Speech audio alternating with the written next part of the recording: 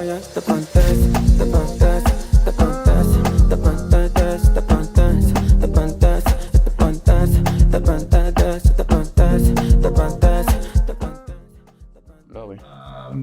Malawi is amazing, and the fish diversity is like, it's insane. Really? Like Malawi? Yeah.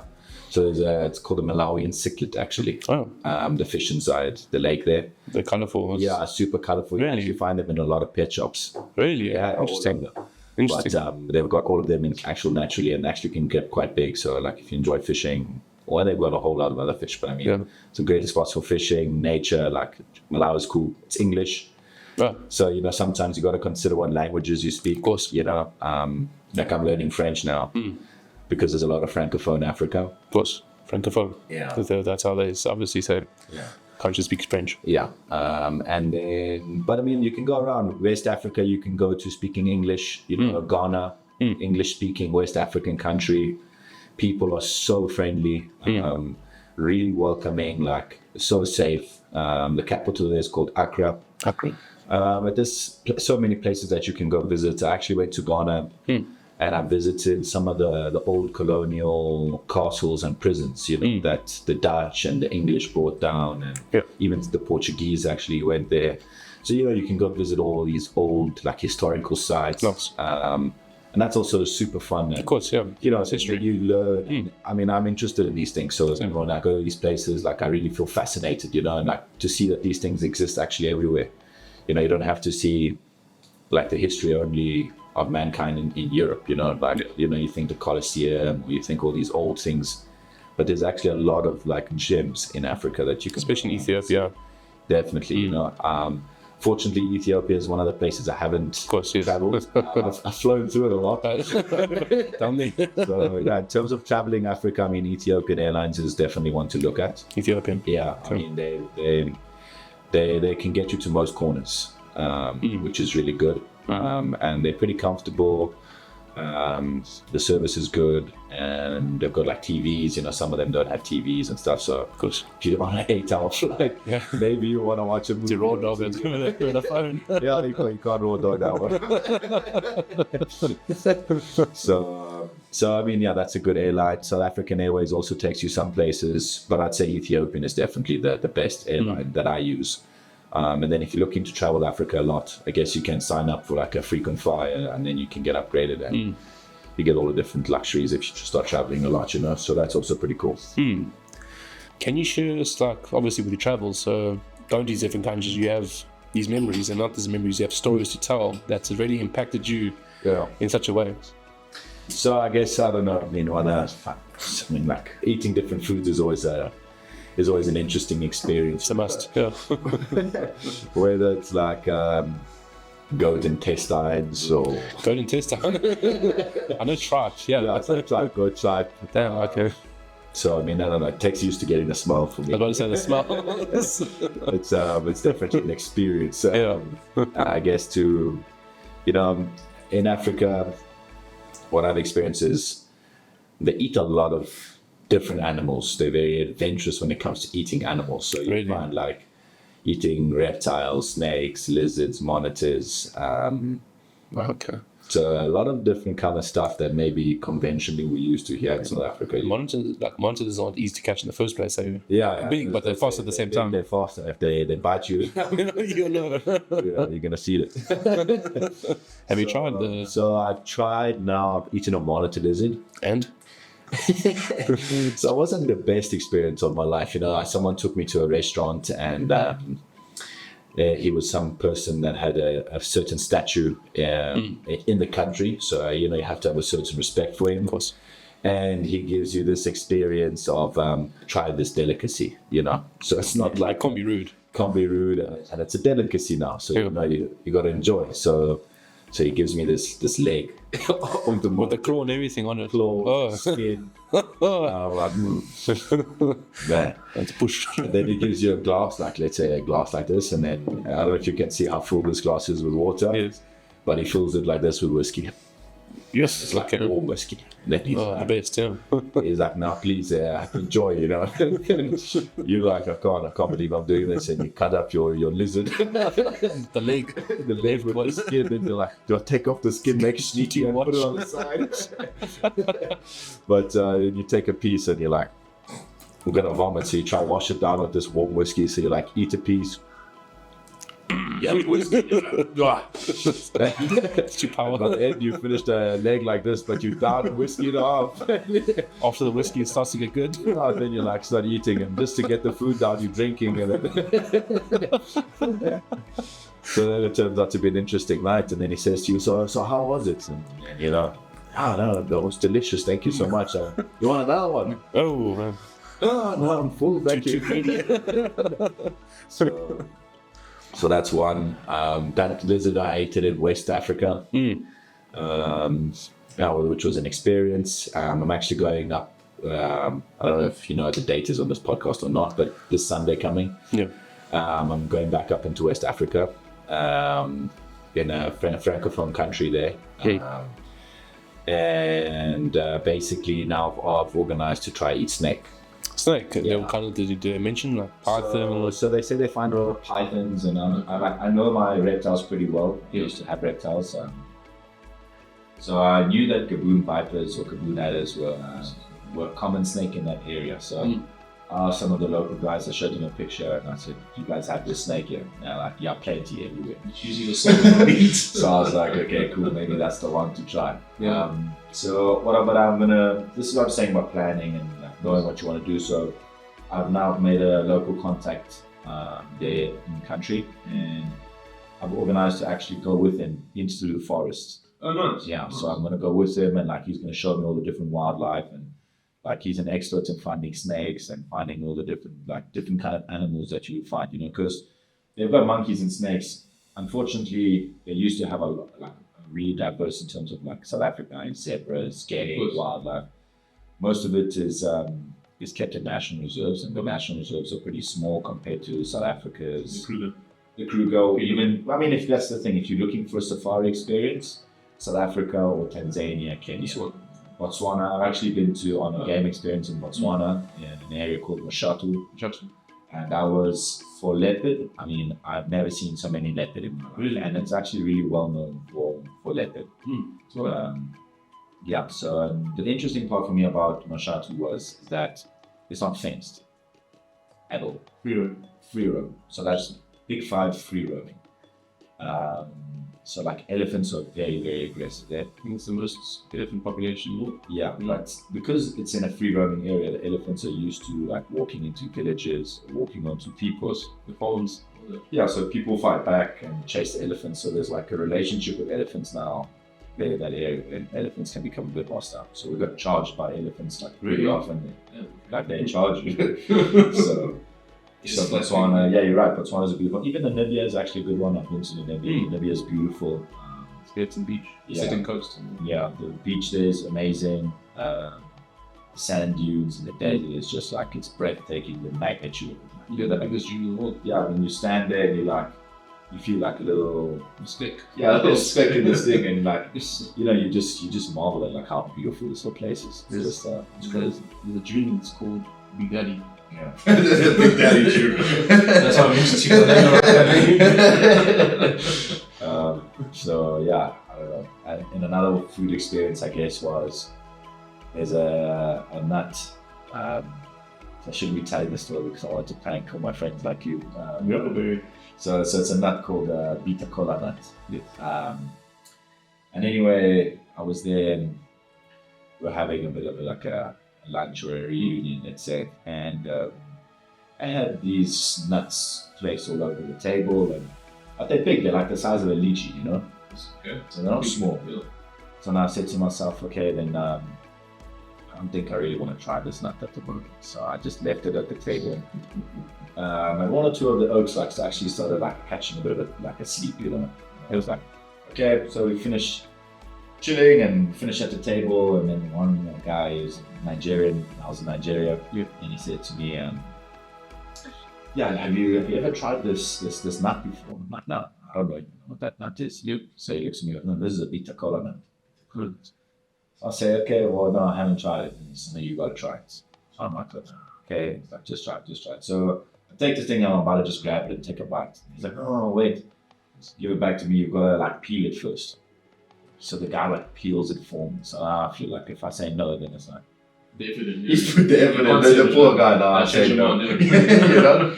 So he didn't give me the full instructions that you're not meant to swallow it. You chew on it. And then, you just spit it out when you're done. So basically what they told me this nut is for, so it's loaded with caffeine. And so it keeps everybody awake. So like if you're at a table or whatever, you need oaks to stay awake. There's these nuts to keep everybody awake. It obviously didn't work. With these Nigerians, a couple of them were out. But so then I eat this nut, and then I take like a big bite of it, and then I chew it, and it was, to be honest with you, for me, it was very bitter. And I got a sweet tooth, you know. So like bitter wasn't for me, but if you like bitter things, then you'll enjoy that nut, you know. So anyway, I swallow this nut, and then they tell me, no, you're not meant to swallow it. You're not meant to swallow it. No, I'm like, okay, what's too late now? And the other thing they told me was that it's an insane aphrodisiac. You know, so in Africa, you know, it makes you a man. Yeah, that is a proper African Viagra. You know what? Normally I didn't believe these things, but this nut is strong.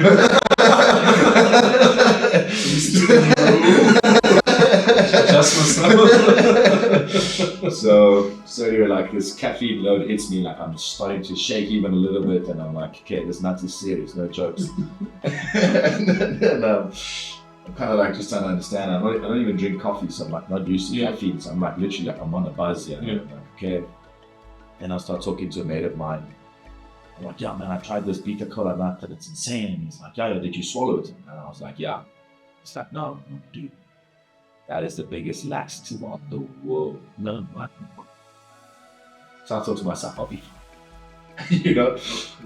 The next day, I wake up in the morning. I don't know if you can talk about this or not, but my stomach was firing all cylinders.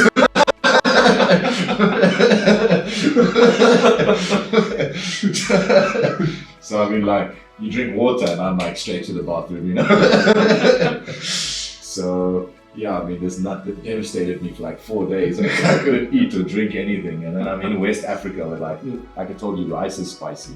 So like I've got this stomach and I'm like, please just give me some plain rice. You give me rice with chili, and I'm like, no, So yeah, I mean, just like fun experiences like that. And I don't know, then from Nigeria, we ended up going into a country in the Sahel. So and the Sahel's like it's like a desert, you know. So they've got a couple really massive rivers. If you're going into the Sahel as a tourist, just please do your research before. It's just one of those places that is known to having one or two security threats. Of course. So Sahel is definitely an area where you need to just do your research in terms of security threats, and do it extensively, in my opinion. And even in one or two places in Central Africa, there's some security issues, but I think if you avoid those one or two specific areas, Africa is actually a really welcoming place. So anyway, I go to this country in the Sahel, and like I said, it's pretty dry, so they don't have too many cattle and stuff. So limited beef, let's say. Okay, right. So there's lots of food, but just not beef, you know. And living and growing in South Africa, we're spoiled to a culture that's that's spoiled in eating beef, you know what I mean? And that's a worldwide view, you know. So anyway, that's where I ate camel. Camel's like, you know, I arrive in this country and I'm still feeling super fragile. You know? So like, I mean, I'm about to do a flight. I can't remember how long the flight was. Must have been a couple of hours. So I didn't eat anything that whole day or drink anything that whole day because I didn't want to ship myself on the place. You know, knock on the door. So you've been here for too long. So like, I arrived there, like, I'm really just hungry and thirsty now, you know. And like, I get there and I sit down, and the only thing on the table for me to eat is goat tripe and camel. So I'm actually kind of eating camel today. Easy choice. Yeah, easy choice. And it was actually pretty good. I actually enjoyed eating camel. It's a bit more tough, but it actually tastes really good. It's like really flavorful. I had camel burger. Yeah. It's quite nice. Have you had it as well? Yeah, I had it when I went to Yeah, that's cool. Yeah, so enjoyed camel meat. Yeah, I guess these are some of the funny food experiences. Yeah, I don't know. I mean, I don't know. You went to KSU, you already went on camps before. Yeah. But some of our school camps, we went on it was like bush camp. Yes, bush camp. Maybe up a little bit longer, and you carry everything on your back. And Yes. yeah, you're immersed in the bush. Yeah. So you kind of get used to some number twos in the bush, you know. Spain. Yeah, in the States. So I think if you're going to be adventuring into Africa, I think get ready for one or two of those. Okay. But it's all good, you know. Like All experience. it's part of the experience, and it's actually a normal thing. In that environment, you know, and it's not funny. It's not funny, or it's not like maybe now it's a bit funny, So but we like, used you to know, do but like for them, that's actually reality. And I think that's one of the big things traveling Africa has really done for me personally as a person is changed my perspective a lot, and changed how I think about reality. I guess actually, you know, I mean, sometimes. Yeah, so basically, you know, just change your perspective, and I think to give you gratitude. Of course. You know, like going into some other countries, you lose a lot of luxuries that maybe you used to know in a first world environment. It makes you appreciate it more. And you just appreciate and a lot more, and you kind of just have a bigger respect for simple things. Of course. And you know, it's really nice to be humbled like that, to be honest. And I think almost everybody, in a sense, should have that experience to see what some people's lives really are like, you know, before you start complaining about like other luxuries that maybe you don't really need to complain about, you know. Yeah. So I think that's a super important thing for people to experience and to understand how different people live and how humanity is for these people, you know, like. I mean, I live there. I've spent extensive time there, you know, going for months on end, and I'm used to it, and I actually come to enjoy it, you know. But it's something that people need to understand in the world to see how people live, and so you maybe can make a difference and actually start to try to help. And I think tourism is a key for that as well. You know, you can get tourism in Africa. It brings a big revenue stream into countries. And I mean, at the moment, not many people have traveled Africa, so you can be a pioneer in a movement, you know. I mean, that sounds pretty exciting to me, you know. So that's just really cool, just to understand a different environment, appreciate your life, and just treat everybody with respect, of course. Yeah. So, that being said, you do go to these countries. How do you, before visiting, how do you prepare visiting the countries with what steps you take, what you need to take with you to immerse yourself into these new cultures once you're in?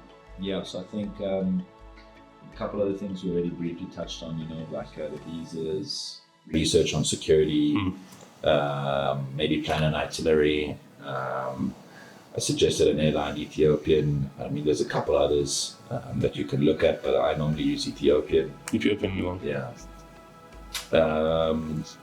Do you need travel insurance is also a good one. Okay. I normally travel with travel insurance. Okay. And there's a lot of companies that do it, and it's available. Okay. So if you can, why not? You know, I would definitely recommend it.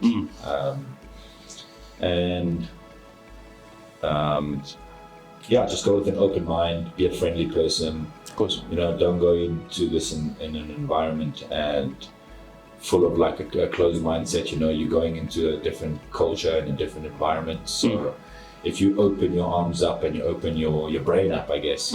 Open up to what to expect. To what to experience, you know, because if you go there and you resist and you fight the experience, then you're not going to enjoy it. But if 100%. You go there and you embrace it and you really understand with it, or how, like, where they're coming from, and understand how they do things, and then you can appreciate it a lot more than just looking at it at a surface level, in my opinion. You know? So when I travel places, I know I just get all my documents in order.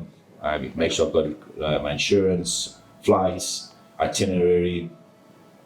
I like to normally travel with like a bag of peanuts. Of course. Or biltong, just in case at some point you get a little bit hungry, like something with high protein, or not just like chips and chocolate. Not from Nigeria. Yeah, not the Nigerian ones. No. Those are salted, simple ones. But yeah, just like that, sometimes if you haven't found a spot where you may be comfortable with different kind of food, maybe you're feeling a little bit hungry, it's nice to just have just some nuts or something with a bit of sustenance, because it can take you used to just eating different food, Yeah. It's just your body just sometimes needs to get used to different types of meat and different ways of cooking. Yes. So yeah, just an open mind and just some planning. Of course, prepare yourself, obviously. Yeah. So yeah, it's the visa, the vaccines, travel insurance, an itinerary. A tour guide and all that. Yeah, a tour guide is a great idea. So if you don't know a tour guide, if you can't find one on the web, then I would actually phone an embassy. Embassy? Yeah, so you'll find that there's a lot of South African embassies stationed around Africa. Okay. And if you're not coming from South Africa and you're a tourist from somewhere else in the world, then I guess there will be an embassy of your country. And if not, like for example, there's an embassy in Ghana that I'm just going to give an example. I don't know the exact country, but like let's say there's the Italian embassy in Ghana, and this is a pure example. I don't even know, but there might be in Ghana, but it services 2 or 3 countries in West of Africa. So like if you find that there's a local kind of embassy, then just to contact that embassy, and they will definitely know how to help you and organize you some things, and we'll be able to advise. Yeah, so I think embassies is definitely a good option to look into. I never thought about that actually. Yeah, and you can just phone them or write them an email. It's pretty easy to get a hold of the embassy. All the information is online. Of course. And they're a great in-country source for you to use. Yeah. Interesting. I actually will make note of that. Go into that's I think it's the last thing to actually think about. I would have done research, obviously us being so tech savvy on go on our phones first thing, but I think go to the basics. Email your embassy. They'll help you out. Look, I think that's one of the things about Africa is that there's a lot of stuff that's not actually online. That happens there, and that's the beauty of it actually in traveling. It, like if I want to go see a picture of the Colosseum, I go into YouTube now. But I can't go to YouTube and see that golden rainforest or. It's very limited content out there. So it's nice to be able to go into these areas where it's like a first-hand experience, and you literally jumping into this world, and you're one of the only people to, not one of the only, but very few that do it. I've seen that, of course. And do it and see it besides the people that live there. So it's just nice to speak to people that are there because they know the environment. You can read stuff online, but embassies, I think, are actually really one of the ways to go. There you go. Okay, so going to these countries, what is one of the biggest cultural surprises that you've ever faced, and has it impacted you at all? I think on a cultural side of things, I think one of the things that shocked me was actually how friendly people are around Africa. Just coming in as an exterior person, a party or whatever it is. I've always felt welcome. I've always felt like if I'm willing to respect them, they're willing to respect me. Of course. So I think that's just also key. You're in somebody else's house. And that's anyway, it's not just Africa, that's like a principle you should just have, Some respect. Just respect, going into someone's house, it's someone's environment, you respect their way of doing things. Don't be things. arrogant. Just be yourself, be a nice guy, be respectful, and I promise you'll receive that back 10 times. There you go. Go open-minded, be kind, and be fun. So I think that was one of the cultural shocks. Another one was, look, I'll be honest, is the food. Of course, like camel, camel, snake, goats, lizards. It's not maybe something that I was too used to. So that can also be a shock. Just sometimes eating everything with your hands can also be a little bit different. Of course, thought about that. So you only use your right hand to eat. The other one to walk. And your left hand is for another job. Behind the scenes. So you only just use your right hand to chow and the left just stays clean. So, you're also getting used to like, normally if someone will put like a soup in front of you with pap or fufu, which is like West African, they make it from yams. So yams like a root vegetable.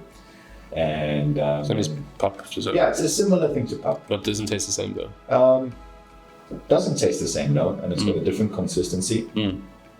But it is nice. So true, they I actually prefer it to pap, to be honest. Oh, you prefer it over pap? Yeah. Interesting. But I like It does look pap nice. as well. I've seen it. I see they take it and they just put in sauce base and they don't chew it, they swallow it. Yeah, and then you just take it with your hand and like you dip it in the soup and you grab a piece of meat and you like the sauce kind of goes into the fufu and then you just chow. Okay, there you go. Normally I'm used to eating a soup with a spoon, but then that was just that's what I'm saying, like Change, new things to get used to. That was like one of the new things that I got used to, just eating everything with your hands. Especially another advice that I have when you're traveling Africa, again, check where you are, but sometimes the water is not so clean, so just drink bottled water To be safe. Yeah.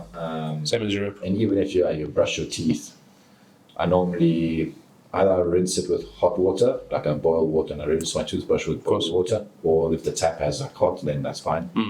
And even like when I rinse my mouth, also just use bottled water. Okay. Yeah, that's a nice one as well. That can stop you from having some issues. Yeah. And I've talked about it a lot, sorry, it's Modium, number one.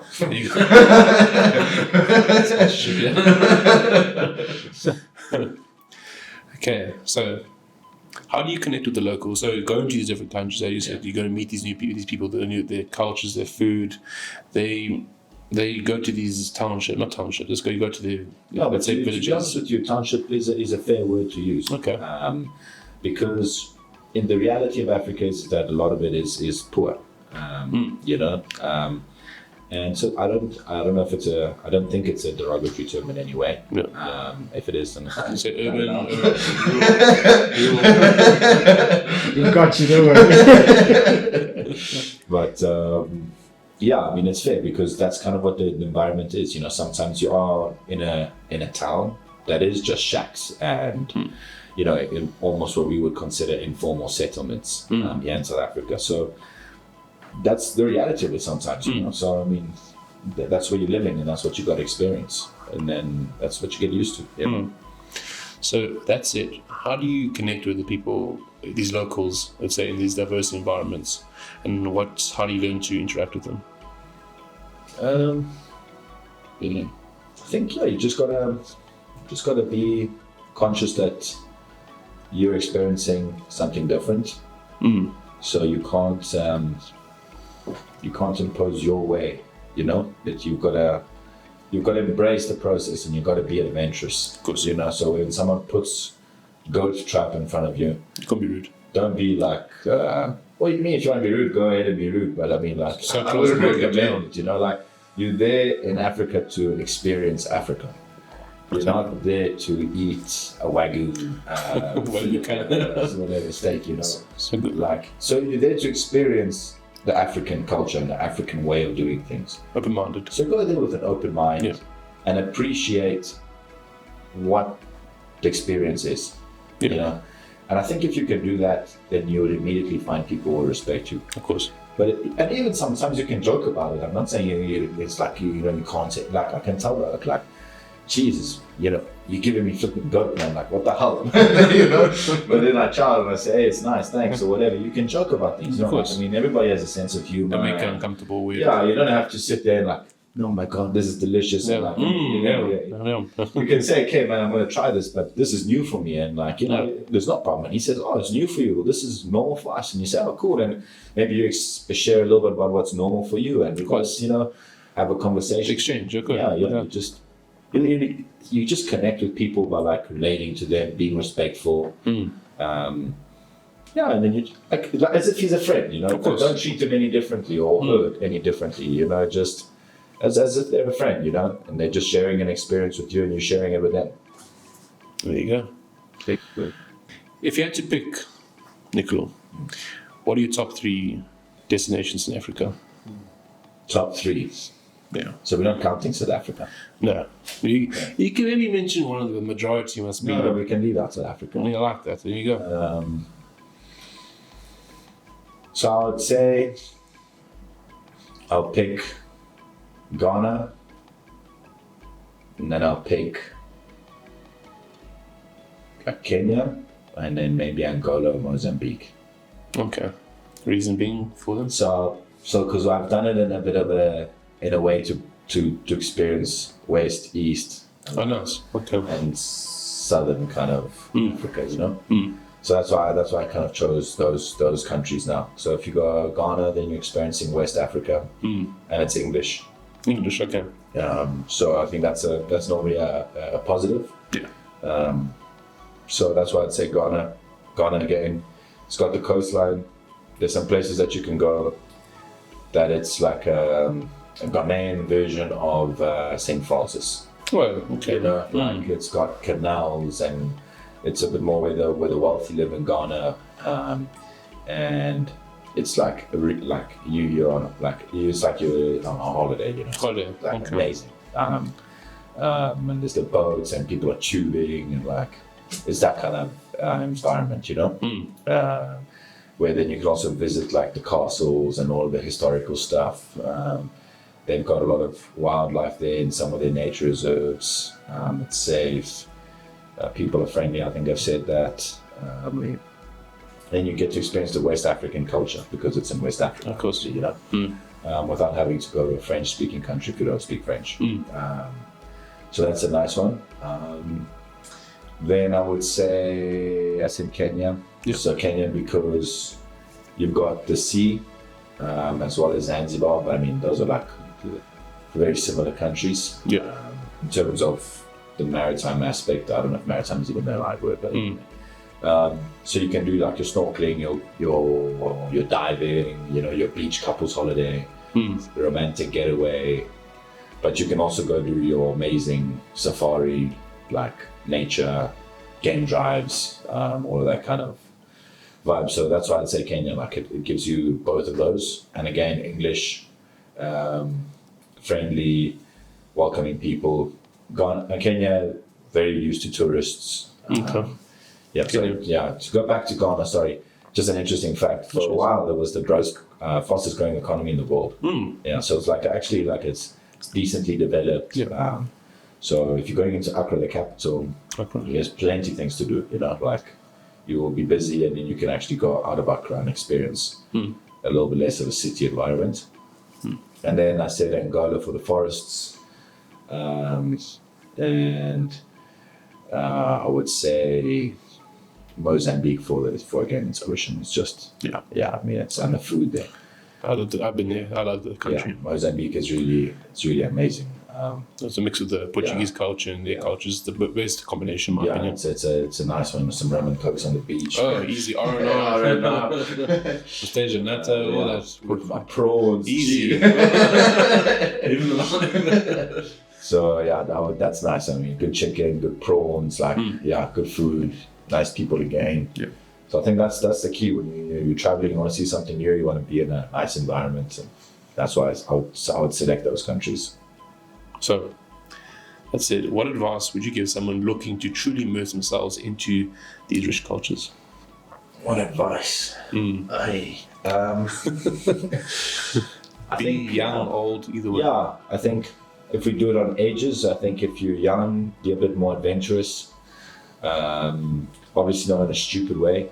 But yeah, just, you know, if you're single, you've got even less responsibility. So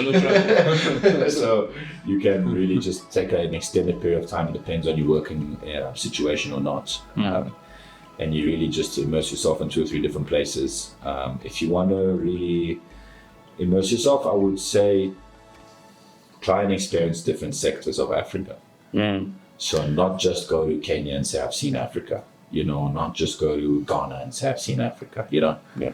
Like, try and get a sense of West, try and get a sense of East, try and get a sense of Central. And then you get even Southern, then you've got a whole different environment in the North. Well, I haven't been to the North, but that's how Africa is actually like blocked if that makes sense. Yes, You know, I'm following. southern, central, east, west, and northern, Yeah. and Sahel. So Yeah, Sahel again. I'd say just go there. Just make sure you're going to the right place. Check. no, you do research. Yeah, do your research properly if you're going there. Mm. Otherwise, yeah, just try and go to different places. Don't just settle on one place. And to experience a place time-wise, I don't think we've spoken about that maybe. Seasons. You know, well, seasons, yeah, check the seasons. Like sometimes some places have heavy rain seasons. But I was going to say like maybe, you know, like a week in a place or a week and a half is kind of like a good time frame, you know. A week and a half. Okay. Yeah, I'd say like Week and a half. yeah, then you get to experience the food, the people, maybe go around a little bit, you know. Enough time. Yeah, you've got enough time. I wouldn't go for like just 2 or 3 days, then next place 2 or 3 days, next place, you know, like Too much. try and spend some time and immerse yourself because then you can get a real sense of it.